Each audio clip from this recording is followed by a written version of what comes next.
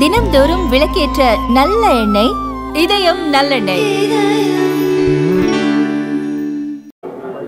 SIR பார்த்து முதல்ல இந்தியாவில் பயப்படக்கூடிய ஒரே தலைவர் ஸ்டாலின் தான். அவருக்கு எங்கே பார்த்தாலும் எஸ்ஐஆர் பார்த்தா பயம். அவர் ஆர்கே நகர் தொகுதியில் திமுக நிற்கும் போது எஸ்ஐஆர் வேணும்னு கேட்டார். இன்றைக்கி மாற்றி கேட்குறாரு. எஸ்ஐஆர்னால் யாருக்கும் எந்த பாதிப்பும் இல்லை, திமுகவும் பாதிப்பு இல்லை, எந்த கட்சிக்கும் பாதிப்பு இல்லை. உண்மையான வாக்காளர்களை கண்டறிவதுதான் அதனுடைய நோக்கமே தவிர பொய்யான வாக்காளர்கள் நீக்க வேண்டும், உண்மையானவர்களுக்கு வாய்ப்பு கொடுக்க வேண்டும். அதனுடைய நோக்கமே எஸ்ஐஆர் அதுதான். அதை வச்சு யாரும் அரசியலை வச்சு ஜெயிச்சு ஆட்சியெல்லாம் வந்துட முடியாது. அந்த பயம் ஆளுங்கட்சிக்கு தேவையே இல்லை. எஸ்ஐஆர் என்பது நாடு முழுவதும் இன்றைய எல்லாரும் ஏற்றுக்கொண்டு வரவேற்கின்ற ஒரு நிகழ்வு. அதில் மாற்றுவதற்கு இடமே இல்லை. ஆகவே அது ஒரு பொய்யான புரட்டு.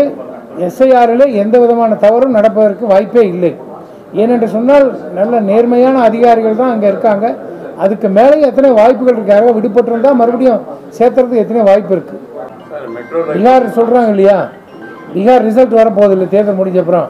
அந்த ரிசல்ட்டில் பாருங்கள் பிஜேபி தான் ஜெயிக்கும். அப்புறம் இவங்க எஸ்ஐஆர்லாம் காணாமல் போயிடும். மெட்ரோ நான் ஏற்கனவே செய்தியாளர் கூட்டத்தில் ஏற்கனவே சொல்லியிருக்கேன். இது 2 மாநிலமும் இணைந்து செய்ய வேண்டிய ஒரு நிகழ்வு. ஆனால் எந்த காரணத்தாலும் 2 முதல்வரும் இதை பற்றி வாயை திறக்கிறதில்ல. அவரும் வாயை திறக்கல, இவரும் வாயை திறக்கல. எல்லா ஒரு டிபிஆர் போட்டு சென்ட்ரல் கவர்மெண்ட் அப்ரூவல் கொடுத்தாச்சு. டிபிஆர் ஆல்சோ ரெடி ஆகிடுச்சு. இப்போ கர்நாடகாவில் அங்கே இருக்கக்கூடியவங்களோ யாரோ ஏதோ ஒரு பொறாமை உணர்ச்சியில் செய்யக்கூடிய காரியம்னு சொல்கிறாங்க. எங்களை பொறுத்த வரைக்கும் இது நடைமுறையில் பெரிய சிக்கல் ஒன்றும் கிடையாது.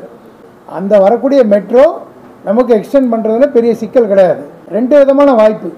தமிழ்நாடு அரசாங்கம் அத்திப்பள்ளி வரைக்கும் போகிறது, அந்த அரசாங்கம் அத்திப்பள்ளி வரைக்கும் கொண்டு வருது. 2 ஸ்டேஷன் பேரலாம் நடுவில் இணைப்பு.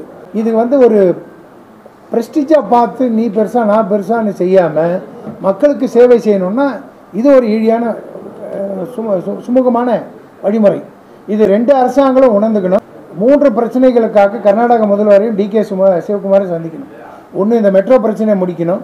அடுத்தது, நம்முடைய கலவரப்பள்ளி அணைக்கு வர்றதுக்கு 150 கோடி ட்ரீட்மெண்ட்டுக்காக ஸ்டாலின் கொடுத்துருக்காக செய்தி பார்த்தேன்.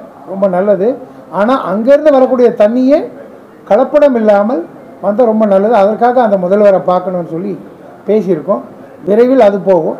அதே மாதிரி விமான நிலையத்துக்கும் அந்த பெங்களூர் விமான நிலைய அதிகாரிகளை பார்க்கணும்னு முடிவு பண்ணியிருக்கோம். நாங்கள் சொல்கிறதெல்லாம் ஒன்று தான். இருக்கிறத விட்டுட்டு பறக்கிறதுக்கு பிடிக்கக்கூடாது. இருக்கக்கூடிய விமான நிலையத்தை ஏற்கனவே இயங்கி கொண்டிருக்கிறது. அந்த விமான நிலையத்தோட பேச்சுவார்த்தை நடத்தி இயங்குகின்ற விமான நிலையத்தோட இன்னொரு 1000-500 ஏக்கர் அரசாங்கம் எடுத்து கொடுத்துட்டா உடனடியாக இருக்கக்கூடிய இந்த விமான நிலையத்தை நம்ம பயன்படுத்திடலாம். இதுக்காக இன்னொரு இடம் போய் வாங்கி எடுத்து செய்யணும்னு சொன்னால் அப்புறம் சென்னை பக்கத்தில் இருக்கக்கூடிய பாரந்தூரில் 5 வருஷமாக 7 வருஷமாக சொல்கிறாங்க இல்லையா, நிலம் எடுக்கிறோம் வருதுன்னு. அந்த மாதிரி தான் நிச்சயமாக விமான நிலையம் வேண்டும், சர்வதேச விமான நிலையமும் வேண்டும் ஒசூர் மாநகரத்திற்கு. அப்படி வரணும்னா புதுசாக ஒரு இடத்த தேடி பிடிச்சி அது வயபிலிட்டியெல்லாம் கொண்டு வந்து சேர்த்துறதுக்கு லேட் ஆகும். அதனால் இருக்கக்கூடிய விமான நிலையத்தை கையகப்படுத்துவதோ அல்லது பெங்களூர் விமான நிலையத்தோடு இணைந்து இன்னொரு 500-600 ஏக்கர் அதோடு சேர்த்தா பெரிய விமான நிலையம் இங்கேயே கொண்டு வந்துடலாம். அதுக்கான வாய்ப்புகள் ரொம்ப அருமையாக இருக்குது. அதில் திமுக, காங்கிரஸ், அண்ணா திமுக கட்சிகளெல்லாம் நாங்கள் பார்க்கல. முதல்வர் மனது வைத்து விரைவில் ஓசூருக்கு விமான நிலையத்தை கொண்டு வருவதற்கு உடனடியாக முயற்சிகள் மேற்கொள்ள வேண்டும்.